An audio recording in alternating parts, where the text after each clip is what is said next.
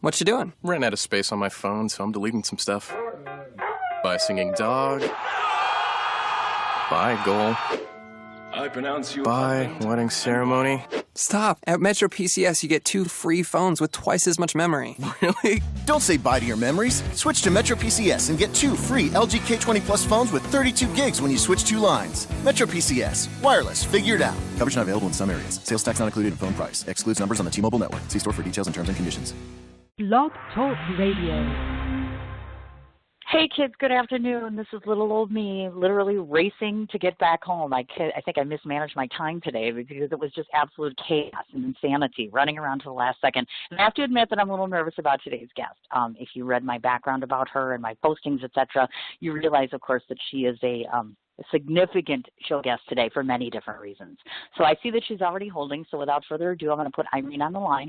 We can start talking to her about herself and her book, which is again entitled They Serve Bagels in Heaven. Hi, Irene. Hey, Sin, how are you? I'm nervous. You're a big deal. Oh, boy. I've been researching you. Why are you nervous? Because I've been researching you for a while, and I've read your story, and I've read your background, and I know lots of things about you, and I'm like, I always get excited when guests like you come on my show, because I had a guest like you on my show last week, and sometimes guests come on my show because they have messages or there is meaning, and my heart tells me by the end of the show they'll have told me something. So we'll see. I like it when I get subliminal messages. So hi, Irene, and thank you so much for coming on the show. I really, really, really appreciate it because I know you're a busy lady. I hear that you are running around about town doing, we call it the Bagels and Book Tour? Is that correct? Or have you not started that yet? I have a bagel and book tour. Yeah, I have a bagel and book tour. I'm also appearing in Brooklyn this coming Thursday, October 20th. Yes. At an author event. I have a couple of author events coming up in Miami, and all kinds of stuff going on. Just yes, I know. We're going to be talking about it. It is. It's very, very, very exciting.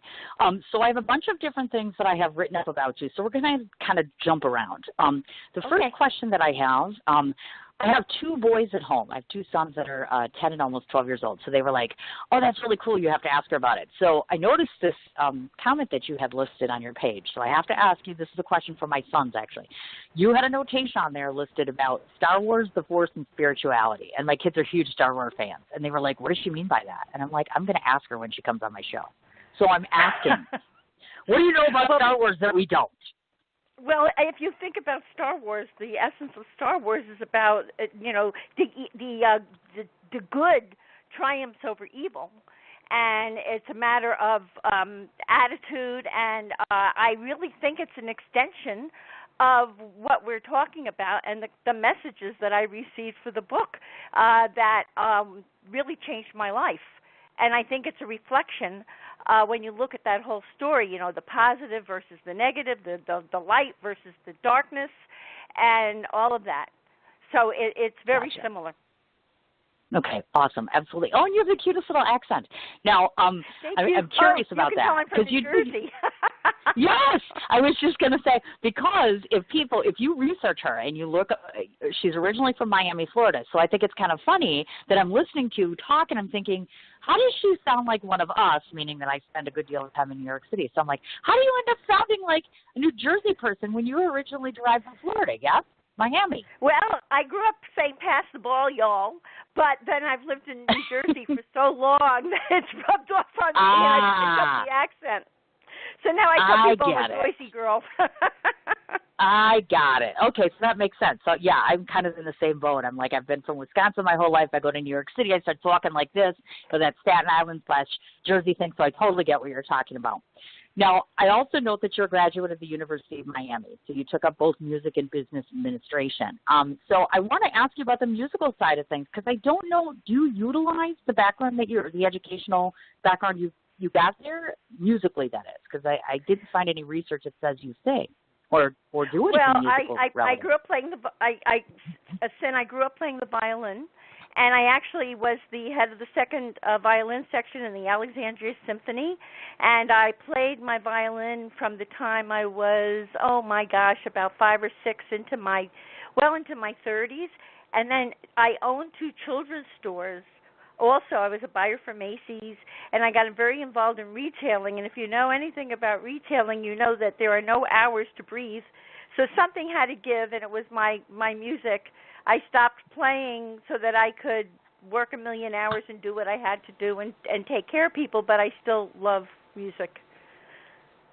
Look at that. Okay, so obviously, of course, you're not going to do another book and sing, like an audio book where you're singing the message versus that. Okay, darn it. We were hoping. Definitely we were. No, I just did an audio book. I didn't sing it, but I did an audio book.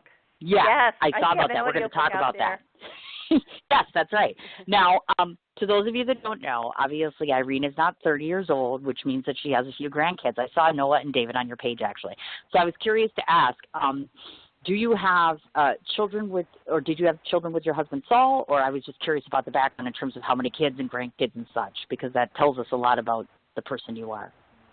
Well, when Saul and I married, he had a very troubled first marriage, and I had a troubled first marriage. And when we married, when we were dating, I said to him, Saul, my to-be ex-husband, blah, blah, blah, we were separated, I said, he's got a lot of problems, and you're probably going to end up helping me raise my son. Actually, when we married, my son was 3, and he said, you've got the easy part of it. He said, I get a little boy who's 3 years old, and he's going to love me, and I'm going to love him. He said, I have 2 teenage kids. I've gone through a very acrimonious divorce, and they're going to make you crazy. He said, and I really need help with them. And we had a heart-to-heart understanding that I would help him with his, and he would help me with mine. And I tell people, try getting full custody of 2 teenagers, 14 years old, 3 years apart in time. And if I weathered that, I can weather anything. It was not easy, son. Oh, that is so cute. My gosh, look at that. Well, and the thing is, too, the other thing that I thought about you, or saw rather, I should say, that was really neat. Now, you utilize taro oils on a daily basis. And I have some girlfriends that are always pushing at me to do things like that. I mean, huge on that. They're like, you got to do this, you got to try this. So I wanted to ask you, because you use those things, what are you using the taro oils for, and how helpful are they for you, and what do you use them for? I love essential oils. The first thing I can tell you, and if anyone wants to reach out to me and ask me about them, I would love that. If you want to give people my email or whatever at the end of the broadcast. But a friend of mine introduced me to the oils, and they have one of the things. This is for doTERRA, which means a gift of the earth. And essential oils are basically, they come from the plants. And these oils are so pure. There's no additives, no nothing. Every one of their blends goes through 7 different independent labs before they will release it to the public. They're therapeutic grade. And my best story about it is that I had 2 failed LASIK procedures, and I had really big problems with my corneas, where one doctor said, I want to perform experimental surgery on you to correct your corneas, but you will be blind in each eye for 6 months. I was so scared, and I started using these supplements from doTERRA Essential Oils, which is called the Lifelong Vitality Pack, which helps, it supports not getting dementia, cellular renewal, arthritis, inflammation goes down, and many, many benefits, and one of them is eye health. So I thought, before I went to all these doctors, got all these second opinions, and I thought, before I take a chance and go through this, which was experimental surgery, and I was so frightened, let me try using these oils, these supplements, because they say that they're good for eye health. And 7 months later, I went to my doctor, and she gasped when she looked through the instruments, because my corneas had completely healed and renewed. My macula and optic nerve were those of a 20-year-old. She said, what are you doing? And the oils, these supplements had completely brought back my eye health, and my vision even improved. Oh, my God. It was miraculous and amazing. And I'm impressed. It's amazing. And as a grandmother, I have to tell you, they have healed so many conditions that, my friends look at me and they go, whoa, you're in great shape. I go, I use these essential oils. My 92-year-old mother uses them. She's in better shape than any of her friends. for instance, she went to a doctor and he wanted to, 90 years old she was, he wanted to perform surgery for carpal tunnel syndrome. And I said, no, Mom, wait a month. And she said to the doctor, I'm going to wait a month. And I work with a licensed, certified aromatherapist. And I said, Gina, what do we use on Mom? She gave me the 3 oils that would work. We told my mom to layer them on her hand. And a month later, the doctor said, I must have misdiagnosed because your carpal tunnel syndrome is completely gone. Oh, my God. Really? I mean, I have stories for you of how people have healed melanoma. Unbelievable. It works with autoimmune diseases. Digestive problems. They're amazing. I would love to tell anyone who's interested and share about these oils. They're fantastic. The company is growing as fast as Facebook. In 7 years, they're going to make over $1 billion because people want natural. They don't want the chemicals and the side effects anymore. Sure. No, I understand completely. I totally get it. That's why I think most people are kind of pushing at me. They're like, yeah, you need to try this. And I'm like, yeah, I'll get to it. And I know it's important. My best friend's very big on that. Yes, we will, actually. Because I'll be in New York City. So, yes, when I get to New York City next, I'll have to track you down because you're on this little tour thing. So I know that we'll run into each other at some given point in time, of course. I want to talk about this because this is important. And one of the things that you talk about is, and this is quite interesting, that up until a certain point in time in your life, you were never really a very spiritual person per se. And now if most people read your website or they come across your book, etc., they would think to themselves, you're quite the opposite, actually, quite rooted in spirituality. So was it a surreal experience to go from one side of the spectrum to the other? That must be quite the adjustment. I have an amazing story, and it begins my book. I thought all talk of the afterlife and afterlife experiences was complete hooey.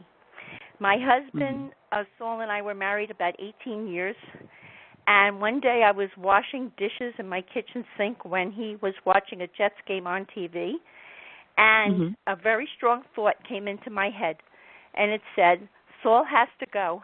Many lessons will be learned by his death. And I thought to myself, what am I thinking? And I went over to him. I kissed the top of his head. I brought him a glass of water, and I put it out of my mind because, of course, who's going to believe a thought that says your husband's going to die?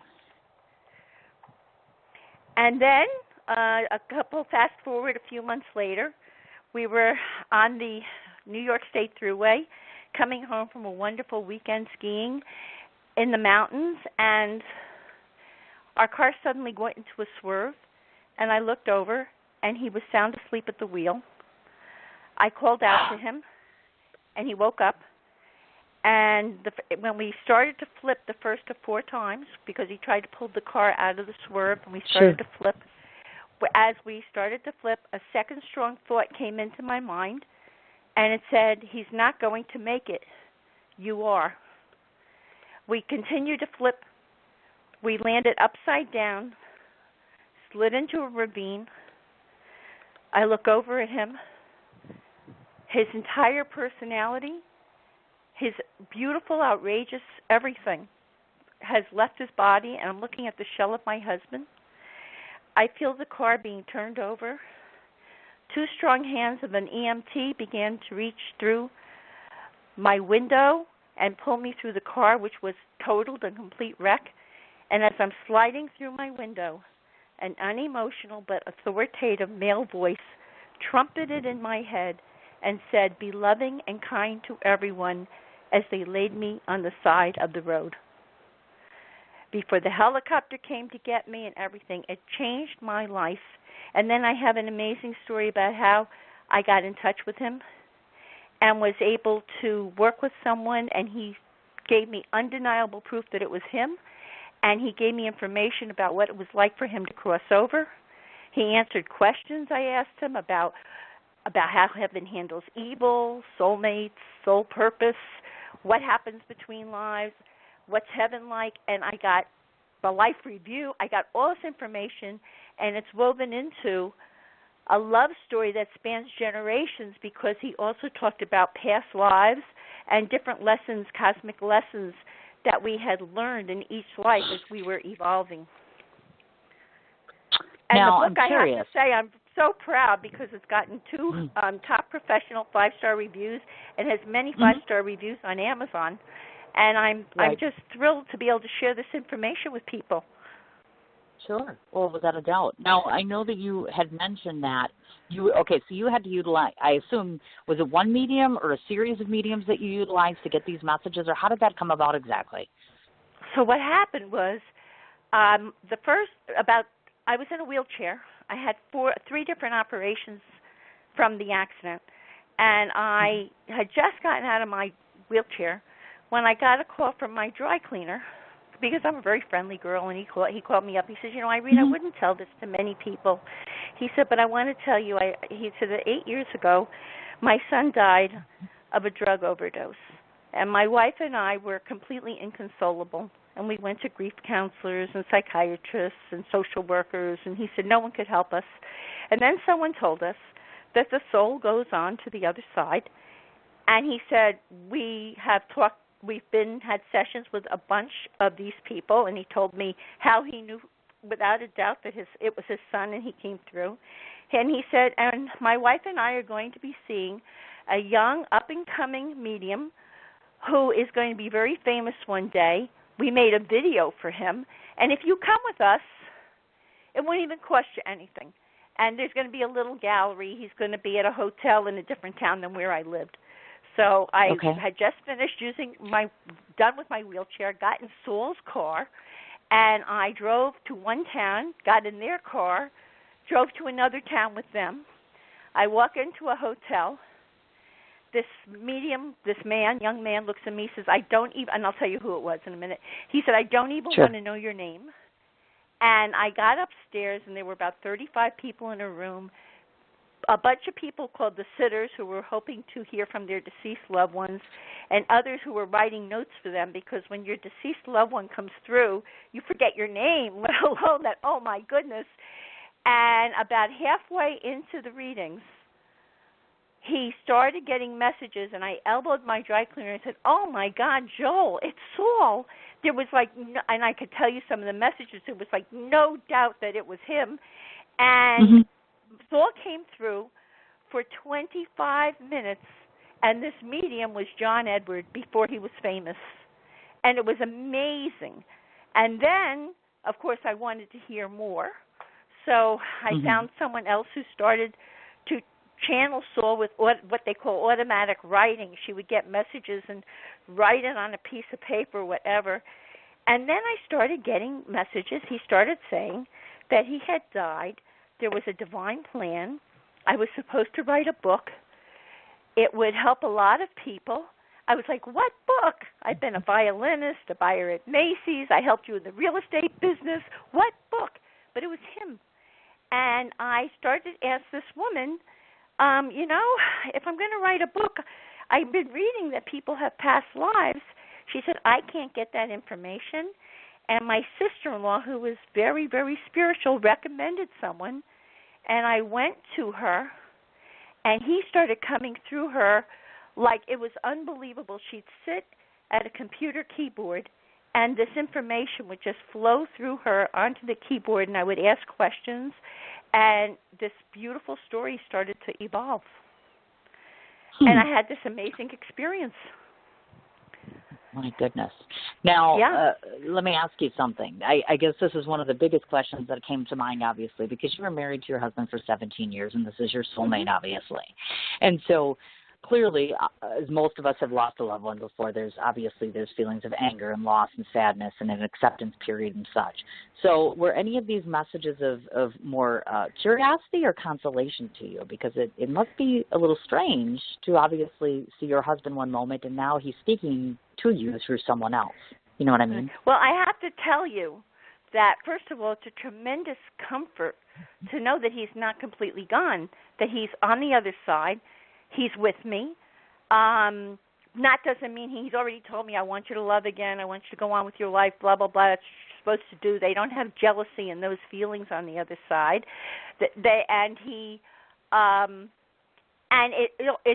helps with the grief, because if you know that person isn't lost to you forever, and you know that and you can changed the attitude about the death to this person was a blessing in my life, or this person was in my life to teach me lessons, and this is school, and that's home, and that person is home waiting to me. I mean, you hear stories all the time, Sin, about people in hospice, and they look up and they say, I see my mother, or I see my husband, or I'm hearing this. Hospice is filled with these stories because our loved ones often come to meet us and bring us over to the other side, or they're there on the other side to greet us when we arrive. It's a tremendous comfort. I'm not saying I haven't grieved my heart out.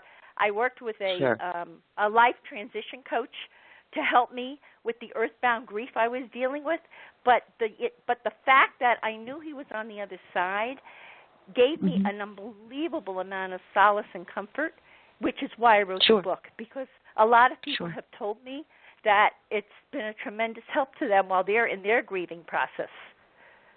Right. I was just going to say. Now, to give some background on this, of course, to those, most of us who have been listening in here or have listened in don't have the benefit that I do, which is knowing information about the book, etc. So Saul was your second husband. Obviously, tell us a little bit about the woman, Irene, the woman, prior to Irene Weinberg, the author, of course, because you had another life, another husband, another journey. What was the difference between your journey before Saul and after? I think that's very important. I was a staid, traditional person living the life I had been brought up to live and believing the beliefs I had been brought up to believe. And I prepared, my background is Jewish. I prepared the holidays. I brought up my son. I helped with my two stepchildren. I planned parties. I helped my husband in business. I was a real traditional, middle class, loving, family woman. And when this happened, it's a spiritual awakening, and it rocked my world, but in a really good way. Like, I have to tell you that when I got that message to be loving and kind to everyone, so now, think about this. My husband is dead next to me. A helicopter is hovering nearby to take me to an emergency trauma center. We held up traffic on the New York State Thruway for 2.5 hours. They're tying a tourniquet around my leg to stop me from bleeding to death from a torn artery in the bottom of my foot. My eye had hemorrhaged. My collarbone was reversed inside my shoulder. I'd lost a ligament in my knee. And I was a mess. But I've just been told to be loving and kind to everyone. And that message changed me from, screaming and feeling sorry for myself to being aware of every single person who was helping me in the hospital. I was thanking the people loading me in the helicopter. I was very aware, instead of being as aware about and consumed with myself, I was very aware of everyone around me, so much so that the assistant to the surgeon who operated on me said that I changed lives in the emergency room that night. They had never seen anyone react the way I did, and I said, Trish, I had a spiritual awakening. I had a message. I never believed in this stuff.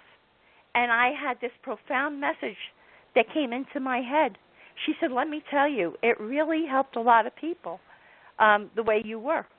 And so that's the change. I was a nice, good person before, but I'd say this turned me into a conscious person. I began to realize that there's more, to our lives than just this one time, and if we send our kids off to school or whatever, there's a profound meaning to how we treat people in our lives, and how we mindset what happens to us. Now, I'm curious. We all have families, and obviously you're not dissimilar to most of us. So let's say you come home one day and you tell your family this, and you say, I've had this awakening and these messages, etc. So was the reaction more of the, oh, my God, my mother's going insane, or was it more of an embracement of the message and the epiphany, so to speak? I had 3 different reactions from 3 different kids. My stepson thought it was really cool. My stepdaughter said, I'll never read the book. I don't want to know anything about it. And my son said, Mom, don't embarrass me. Don't talk about it. And my gosh. It was the bravest thing I had. When I first came out with it, I was so scared because I was still very worried about what people thought, and they'd think I was crazy and all of that. Mm-hmm. But the other thing that started happening, Sin, is that people started reading it, and they started saying, oh, my God, I'm getting so much comfort from this book.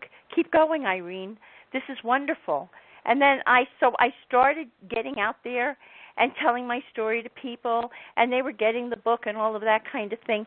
And so even though I had the naysayers, I call this part of, I guess, my lesson that my soul signed up to learn, which was to be true to myself and my truth, and to do what I needed to do. And if people think it's crazy or they don't agree, I say to them, you have every right to disagree if it hasn't been your experience. Sure. I'm just out there. I'm a messenger. I'm out there to open you to the possibilities and give you some delicious food for thought based on what I experienced. I don't get upset about it. I used to be them. I used to be one of the naysayers. I was completely skeptical about this stuff. I have to interject this story because I think it's completely relevant on the basis of what Irene just said. It's very ironic. One of the reasons that when Valerie approached me about interviewing you, one of the reasons why I immediately thought to myself, I should know this woman, is because I know a woman very similar to you, who's a very close friend of mine who I've gotten very close to in the last year. She didn't lose her husband. However, she had an awakening of sorts, and courtesy of her, I have had awakening of sorts. She had a message for me. Actually, her fiancé had a message for me. She's a New York City girl, actually. She's a filmmaker. And she gets messages, and she takes her messages, and she makes them into films instead of books. She's done books, yes. But I find it amazingly incredible. One of the best and most humble things you can do in your lifetime is to take messages from another world, another person in another place, and translate it into our world and pass those on to the people that need it. So it's just, I'm so excited that you're here. Thank people you. like I'm so you honored are to be very here. rare. You're very rare, actually. One of the things that I like about Irene, and to those of you, and we'll talk about this in a little while, on her Facebook, obviously, she puts all these various, what I call life or love lessons, so to speak. So I want to talk about some of those. And one of these is very ironic. I just am going through a breakup right now, and I had just said to this gentleman, I said, I'm interviewing this woman named Irene. And you talked about this experience, which I'd like you to talk about, which you indicated that one of the things about having a true soulmate was your soulmate in particular had encouraged you to heal yourself, because in healing yourself, you have a healthier relationship. And I'd like you to talk about that, because I thought I had found my soulmate, and I kept telling him, I'm like, you have to work on you in order for us to be healthy. And I think that that's an important thing to talk about. In your relationship, how did you know that what he was doing was putting you on a path to finding you? It was amazing. I'll never forget. I was disowned by my family for 23 years. Which I talk about in the book, which is about part of my history and all. I had a father who had a lot of emotional issues. My mother would be classified as a battered woman. And I was in therapy for a very long time to try to deal with my family. This was before my spiritual awakening. And when Saul and I were dating, and we had that talk about he was going to bring up my son, but I was getting the much harder deal with bringing up his two children. One day we were at a restaurant. I'll never forget it, and I was crying because I was so hurt. I didn't get cards for my birthday. I didn't get any family recognition, whatever. And it was my father punishing me because he couldn't control me and all that kind of thing, which I was just starting to understand in therapy.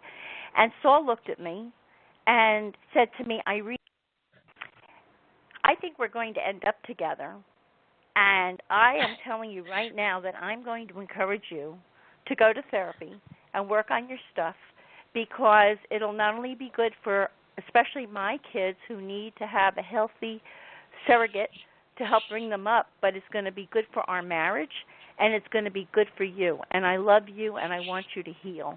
I was like, oh, my God, is this guy amazing? And my theory, I tell people, if you really find a soulmate who's right for you and all of that, you both make each other better. You're like each other's best support and fans and encouragement. we always, even when we had a fight, we'd fight from the same side of the net. How does this help both of us? How does this work for both of us? And my husband would be the first person to say, I may be wrong about that. And he used to go to group therapy. He said, I'm going to go to group therapy, and if I'm wrong about this, I'm going to apologize to you. I used to say to myself, where did I find this guy? Oh, my God. My gosh, what a blessing that is. Oh, he was such a blessing. So, that's how we started to, and I started going to therapy and working through, the abandonment issues I had from my family, and also working through trying to help my two very hurt stepchildren who had been through a terrible divorce, and with their parents and blah, blah, blah.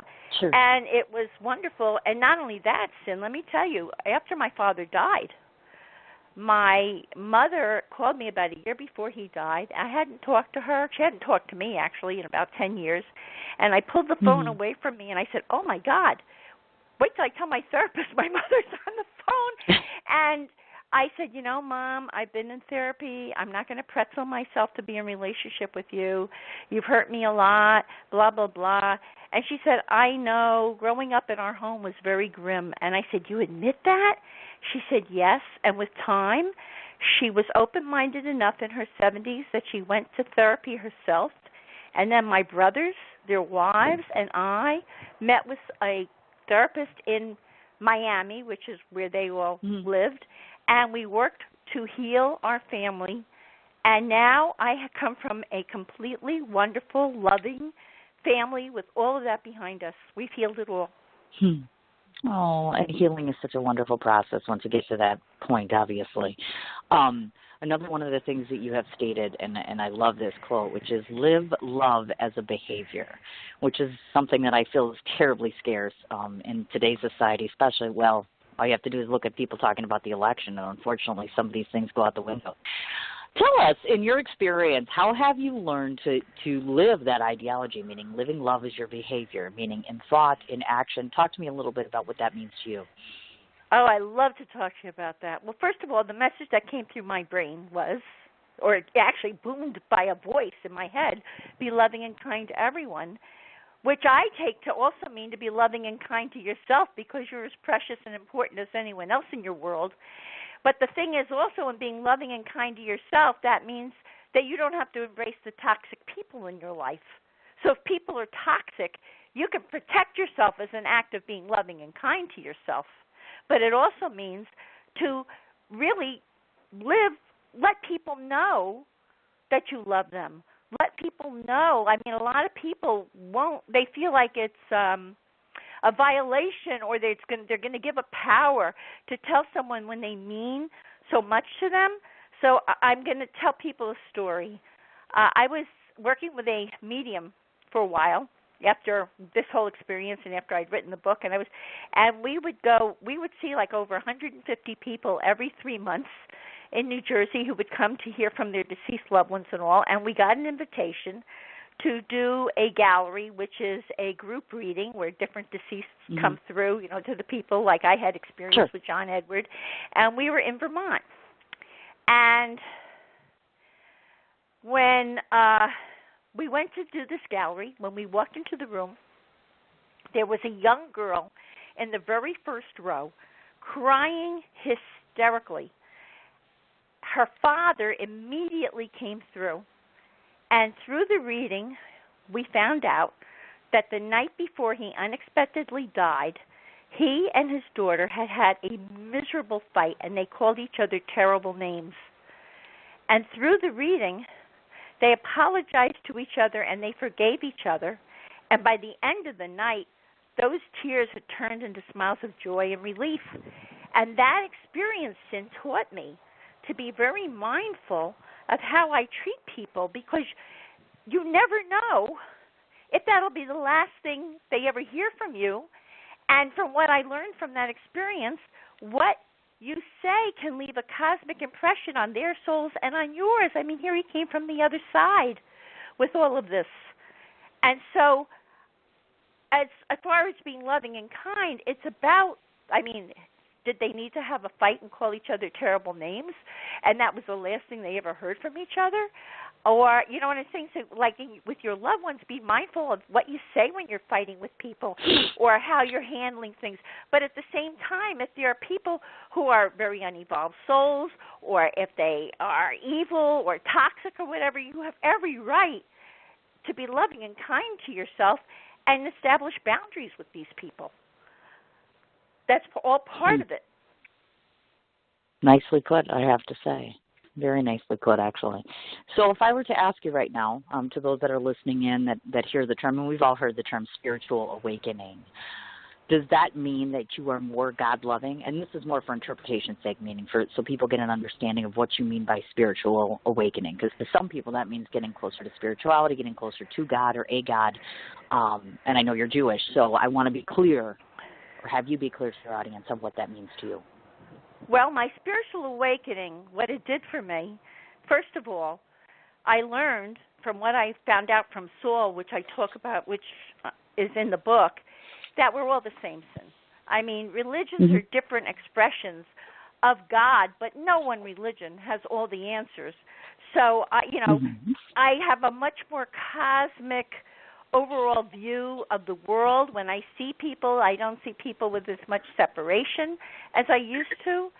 And secondly, I know I've also learned to suspend judgment and try to forgive people, because some people are just at the very beginning of their spiritual. It's like some people are in nursery school. They haven't been here that much. They haven't learned that many lessons. And have you ever known people who are so wise and they've been through so much? Maybe they're evolved souls and they're like getting their PhDs or something. So I have learned not to judge people as much. I've learned to be more forgiving, and I've learned to let go of the suffering and pain. I mean, I can now detach with love. I've had some experiences of people being very negative and toxic to me, and instead of getting all caught up in the drama, I bless them in my mind and I release them, and I don't get all crazed with it. That's what I call my spiritual awakening. I'm more conscious about how I live my life, how I affect others, how others affect me. I don't go through life anymore with this, which I used to, with like this victim consciousness. Oh, woe is me, and this is happening. I'll more look at things out like, what lesson is this teaching me? And how am I going to process this and move through it? Well, and it's so, and I do believe, and I think you might very well agree with this ideology, as we age, as we mature, as life experience comes with loss and learning, it becomes easier almost to get rid of the toxicity, rid of the drama, and start to come to a level of more acceptance of yourself and others. And I do think that does come with time or experience, or in your case, you've had age, you've had experience, you've obviously had wisdom. Have you ever received messages or guidance that has frightened you at all? No, because honestly, if it's real, they will not come through with those kinds of messages. I tell people when they commute, that's another message that's in my book. When you get into this world, just because a person can channel, I liken channeling or translating what the other side is trying to tell you. I liken it to be careful of the filter of the person who is relaying this message to you, because sometimes they have a tremendous talent. Like people have a talent in art or music or athletics or whatever it is. They happen to have this talent that they can raise their vibration to, and on the other side they lower their vibration so that people can get into their brains, and then they interpret the vibration that they're hearing into words. But sometimes, and I've experienced people like this, their motives are not good, or they use their abilities to hurt people. And that's what gives this world a bad name. You have to be careful and make sure that the people you're dealing with in this world have very good reputations for integrity, and they're coming from a place of love. And if anyone gives you a negative message, like there's a curse on your head and you have to pay me $500 and I'll light a candle, and believe me, exit as quickly as possible. That person's not real. Yes. They're just trying to take you for your money. Gotcha. They don't do that. I If they're understand. real, they're coming through to help you heal, and they're coming through with loving messages to let you know that they're on the other side, or to help you in your what you're supposed to be doing on this side. If you're open to it and open to signs and synchronicities and all of that, anybody who tells you anything negative like that, no good. So then if I were to ask you this question, which is to those that are listening in that are either suffering a loss or in my case in particular, I have someone who I love very, very much, who is an ongoing cancer patient who is not doing well. And obviously our fear, all of us, I think we all kind of share that same unilateral fear, which is they're passing sooner than later, our ability to try to accept or cope with the absence in our heart and the physical presence, of course. So is there anything that you could advise to all of us that would kind of make it, not necessarily, I mean, death is never easy for anyone, but to give us maybe a higher or more healthy way of accepting the inevitable? Absolutely. First of all, if you lose someone who's dear to you, first of all, take a look at the beautiful pieces of them and what they did for you, with you, whatever wonderful traits they had, and try to bring that into you so you keep them with you and you share the beauty of who they were with others, which is very healing, and they're in a way with you. Second of all, if you need help, there are two levels. I got help on two different levels. I not only, and it's in my book, I recommend this fantastic life transition coach who helped me. I was able to cry with her. She was able to help me process. And I also worked with a fantastic, very highly regarded spiritual healer who was able to work with me on an energetic level also to help me heal. Okay. This is not to say I didn't go through the stages of healing, all of it, but it was easier for me to process, because I always say, as part of being loving and kind to everyone and being loving and kind to yourself, it's great to create a wagon train around you of people who can give you, good people who can give you support. You do not have to go it alone. So in my particular case, my posse, my wagon train, was this wonderful life transition coach, was this marvelous spiritual healer. I also had a dear friend who was completely non-judgmental and had the patience to listen to me and love me as I went through the process. And I had a wonderful mom who I was able to, who I was now at peace with, and who was also now a widow and was able to love and guide me. And my advice to anyone going through that is to find the right people for you to help you go through it and process it, and and by the way, communicate with the person on the other side. Get the comfort that they're with you, and they often have very amazing messages for you. Why they had to pass when they did. You get to see when many, many times I've witnessed people who were riddled with disease and problems and everything coming through to let their loved ones know they're completely fine on the other side. They're going to see them when they cross over, which is tremendous comfort, unbelievable comfort. And I recommend a few people in the back of my book who can do that also. A lot of people call me to say, Irene, who's real, who's good, because I've been in this world. And listen, it's terrible when you lose someone you love. I mean, it's such a hole. But if you can start to fill it with these healing modalities and with people who can, I used to look at people who were trying to help me as drops in a bucket.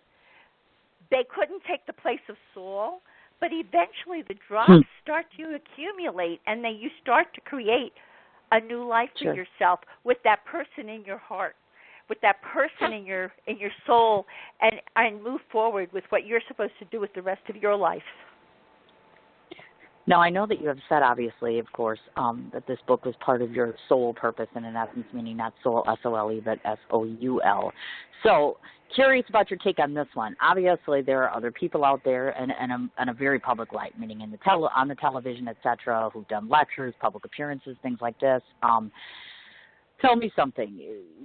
As being in this realm, because I get messages and I have had visitors in my home, and I believe in a great deal of this. The question becomes is, do you believe that the people on, let's call it the celebrity realm or the celebrity side of things, who, claim that they speak to hundreds of people, et cetera, do you believe there is true legitimacy to that? I mean, how do you know that the message is real? Okay, so for instance, first of all, I go back to that first premise. Make sure the person is highly regarded and not just from their publicist and publicity. Find out about people. Some of these people are absolutely into this world for the money, and some of these people are not sincere. And use that loving and kind to yourself to hone, and use your instincts to see if the person feels right to you. So that's absolutely part of it. I actually use my inner monitor, but I also ask questions, and I've had a few experiences where people were not good people, and I turn the other way and I go, zip, I'm out of here. I had one person who told me my husband's soul was going to be annihilated. I had someone else who put a curse on me. I've had all that kind of stuff, and because I have this wonderful spiritual healer I go to who is legitimate and terrific, she has been able to remove some of these things from me so that I can keep going on. You have to use your own judgment. I've seen and witnessed some spiritual people in this world being very arrogant and not loving and kind to people when they're not on stage. And I use that as a way, here I am in school, to learn to be discerning about you. Just because a person's famous doesn't mean that they're real. I mean, look at in our world today, there are people who are very famous, but they're not good people. Oh, no, I know. You have to be so discerning. Yes, you do. Trust me, I've learned this all too well, as a matter of fact. So, no, I agree with you as far as that goes. Because I think we all kind of harbor some form of fascination or have a fandom, if you will, about, who doesn't want to communicate with the people that we love? Who doesn't want to know what's going to happen next week, next month? I'd love to have somebody show up and tell me. I've had individuals like yourself, like I've had a professional medium on the show, and she's wonderful, and she had messages for me, and they were real and accurate, and I like it. We like that connection, to be able to connect to the spirituality, although it does really come down to, I think in some degree, it's a faith-based. It is not what you see, but what you believe to be true in your heart. Your heart is clearly, without a doubt, and I can hear it in the tone of your voice, with your soulmate, and I'm sure it will remain. So I guess the big question becomes, if we have older gentlemen that are checking out Irene on my page and they're like, hey, I'd love to go out with her, are we ever going to find another soulmate, or do you feel that your heart work will end up being... Saul channeled that there's another man out there for me, and he said, listen, I ain't giving the job up as soulmate to anybody, but I want you. See, there's no jealousy there. He said, and I've witnessed this in galleries where the loved one, the deceased loved one, will come through and say, I want you to be loved again. This is what it's all about. And I just wanted to add one more thing to our previous comment. Sure. How I knew it was Saul coming through when I started channeling messages for the book was this medium, when she started getting messages from him, immediately said, why am I getting the name Cuz? That was his nickname for me. He described to her the outfit he was wearing the night he died. He let her know the first meal I ever made for him. He let her know, I got a description of his genitals, his toes. There was so much amazing information, and then with one of the past lives that came through, there was something he said that there was no doubt that it was him. So that's how I knew this was real. Again, You have to be discerning, and this was not just to trust your gut. This was like oh my God, it is him. Sure. Including, she gave me a joke. John Edward, when he first came through John Edward, I got a joke that only Saul and I shared, that no one could to me, he's holding up a can of tomato juice, and he's telling me it's about a joke that only you and he shared. When my son was very little, Saul used to like to joke that Matt was so skinny that if you poured tomato juice in him, he'd look like a thermometer. I mean, how could anyone know that? Oh my God! See, and that just gives you, that rush, that twinkle, that goosebump on you that says, the reality of that is something that is very, very difficult for some of us to get our head around. I mean, it's amazing when you think about how the spiritual world and the regular world connect on so many different levels, and it may not necessarily be a physical being speaking to you. It can be through actions, through words, through deeds. It's amazing, and I've come to appreciate that far more than I can tell you. Before I forget, there's some business things we want to talk about. First of all, I know that you mentioned that your audiobook was due out at the end of this month in October. So I want to just clarify. I know that you're pre-selling them for $17.99, and then they will be later on $19.99. Do we have a specified date for the launch or the release, I should say, of the audiobook?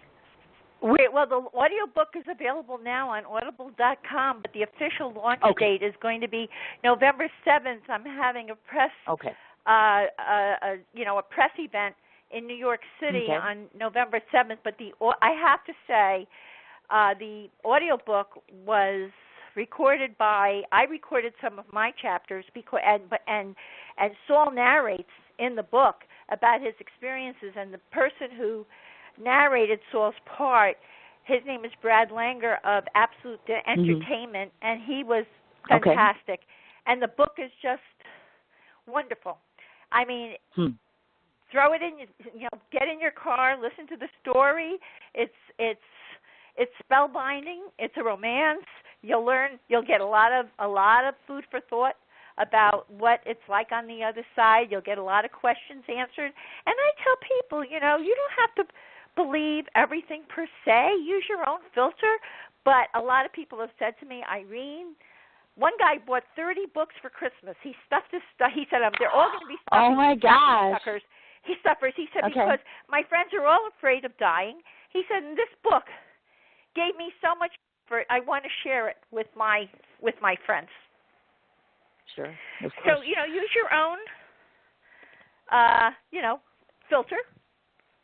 Yeah. And, but enjoy it. And if you want to be skeptical, just enjoy it as the great read that it is. I mean, it's funny. Well, exactly. Yes. It'll make you cry. It'll make you laugh. Oh, well, I was just going to say there's absolutely no doubt about that. Now, I want to tell everybody a couple different things. First of all, I'm going to go down a list of different things and ways that they can find you, and, of course, talk about the 2 events that you'll be at. And then, followed thereafter, the last thing I always do on my show is I get to tell my guests what I think of her. And I do that more so because of the fact that most people who don't recognize you and are first hearing about you now, I can give my thoughts because they've known me for a long time. So I'll have some reflections of you. There are 2 different events that I want to talk about. One is, of course, October 20th from 7 to 8. You're going to be at the Bookmark Shop in Brooklyn, and that's at 8415 3rd Avenue. Again, from 7 to 8. That's a meet and greet on October 20th. And then on November 9th from 6 to 8. Well, thank you. Also, on the flip side, November 9th from 6 to 8, you will be at Books and Books, which is at 265 Aragon Avenue, and that's in Coral Gables in Florida. So on the opposite side of the spectrum, you'll be in Florida after New York, of course. Now, I'm going to go down this very long rundown. You're on Facebook, and the name of the page, folks, is They Serve Bagels in Heaven. Her Instagram is Bagels in Heaven. Her Twitter handle is @BagelsInHeaven. She is on Barnes & Noble, Amazon, Goodreads, YouTube. The website is theyservebagelsinheaven.com. Also, I didn't want to forget to mention this. It was mentioned that do you run this group, or you're part of the group Awakening Through Mind, Body, and Spirit? I didn't want to forget about asking about that. I'm just part of the group. I'm not. You are. Okay, so you're not the facilitator. It's one of my hashtags and all of that kind of thing. Yeah. Gotcha. Okay, I just want to make sure that. Okay. Did I miss any place where people can find you social media-wise? I'm all over social media. They can click on I know. Facebook, all those different Twitter, ones. Everything. Yep, you betcha. Okay, so the last thing I want to do is the obvious, which is you get to rest your voice, and I get to tell you what I think of you. These are my reflections on the basis of having studied you for over 2 days and having investigated you and now listening to your voice, etc. I always think it's helpful to leave my guest as well as the people listening to my show an impression of who I think you are. So these are my impressions of Irene Weinberg. Our conversation in this entire review was orchestrated by one sweet girl by the name of Valerie, which I'll acknowledge after the interview, on a czar page, public relations page. So courtesy of this lovely young woman, I got to meet this even more larger-than-life woman by the name of Irene Weinberg.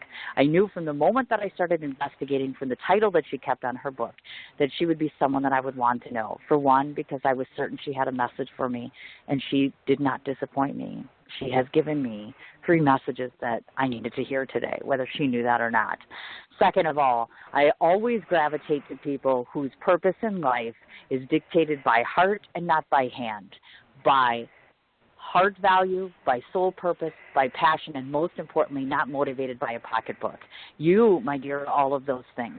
She envisioned, by look, sassy, short, sweet, silly, and amazingly intelligent. She has a purpose that supersedes most of ours. She has a passion by which she talks about both her husband as well as her book. She obviously, just by the one picture that I saw, has a huge connection to her family, as they do to her, which is always very admirable. I imagine that your life journey has reached its pinnacle the moment that Saul walked into your life and the moment that he walked out of your life.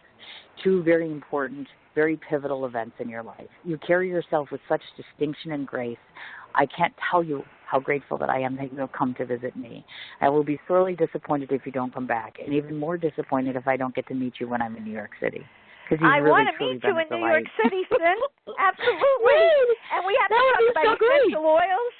And I'd love to see some of your, and I'd love to see some of your listeners on Thursday, October 20th, at the Bookmark Shop in Brooklyn. That would be fantastic. Well, I'll give you a little secret here. I'm going to try to get there on the 20th. I need to get there because I have a calendar shoot that I'm doing in New York City. I do a lot of work in New York. So I'm going to try to squeeze over there and get there. And if not, I will reach out to you privately, get a full schedule of where you're going to be at, and I'll make it a point to get there because I think you're lovely. And I do think that there are more people that could be exposed to your message. Without a doubt, definitely. Now I'll let you get back to your life, and I'll wrap up my show. Thank you again so much, and I will be in contact soon. Thank you from my heart so much. And I want to give many blessings and love to everyone out there. Thank you very much, Irene. Good luck next week. I'll talk to you soon. Thank you. Okay. Bye-bye. Bye-bye. Tell me she was not absolutely lovely, right? Oh, my God, totally was not disappointed. Just want to go through the rundown one more time. October 20th from 7 to 8, she's doing a meet and greet at the Bookmark Shop, and that's in Brooklyn. Address 8415 3rd Avenue. Also, November 9th from 6 to 8 o'clock, Books and Books, 265 Aragon Avenue, Coral Gables, Florida. One more time, Facebook, They Serve Bagels in Heaven, Instagram, Bagels in Heaven, Twitter at Bagels in Heaven, and shoot, we forgot to ask her what the significance was to the bagels. Oh, well, next time. She's also on Barnes & Noble, Amazon, YouTube, and Goodreads. The website itself, where you can find out information about her, the book, and all of her appearances, it's theyservebagelsinheaven.com. Again, such a delight, Irene, and without a doubt, absolutely, I have to make my spiritual journey to come and meet you. And just as a testament, one further thing I didn't get to mention earlier, one of the things I think was so neat is, and you don't see every author doing this, but back in September, she'd actually given away free copies of her book. And I'm always an admirer of somebody who thinks outside of themselves and realizes that the meaning and the message that they need to pass on is far more significant than what the monetary value is. So the meaning far outweighs the monetary value. And I'm so fortunate to know someone just like that. So Deborah, in case by some chance you are listening, you are one of those to me, but you already know that.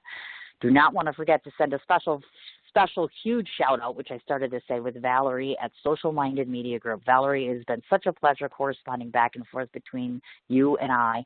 Thank you so much for the gift of your client. I hope that I did right by her and by yourself. I do hope that we're able to collaborate with one another in the future with future clients. Very, very excited to hear about that. Last of all, I want to remind everybody before I dash out of here, tomorrow at 11 o'clock Central Standard Time, Jamie Natalia, and that's Jamie, Jamee, Natala, is coming on my show at 11 Central Standard Time. She is the CEO of Blue Eyed Pictures. She is also involved in 800,000 different acting roles, along with being an actual honorary ambassador for the Clinton Foundation. So 11 o'clock Central Standard Time. I hope all of you have a wonderful evening. Don't want to forget to mention, in case you didn't see it on my wall, tonight Anytime between 8 and 10 o'clock tonight, I will be at Moe's, where I'm going to be seeing Marcel Goitin. If we all know me, we already know what I had to say about him, one of the best musicians in Milwaukee. Come out, support me, support him. Hopefully we'll see you tonight. Otherwise, I'll talk to you on air tomorrow.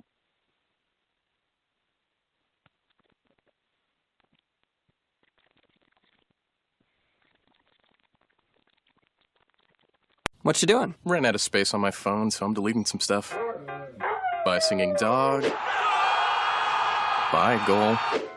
I pronounce you. By wedding ceremony. Stop. At Metro PCS, you get 2 free phones with twice as much memory. Really? Don't say bye to your memories. Switch to Metro PCS and get 2 free LG K20 Plus phones with 32 gigs when you switch 2 lines. Metro PCS. Wireless. Figure it out. Coverage not available in some areas. Sales tax not included in phone price. Excludes numbers on the T-Mobile network. See store for details and terms and conditions. What you doing? Ran out of space on my phone, so I'm deleting some stuff. By singing dog. By goal. I pronounce you. By wedding ceremony. Stop. At Metro PCS, you get 2 free phones with twice as much memory. Really? Don't say bye to your memories. Switch to Metro PCS and get 2 free LG K20 Plus phones with 32 gigs when you switch 2 lines. Metro PCS. Wireless. Figure it out. Coverage not available in some areas. Sales tax not included in phone price. Excludes numbers on the T-Mobile network. See store for details and terms and conditions.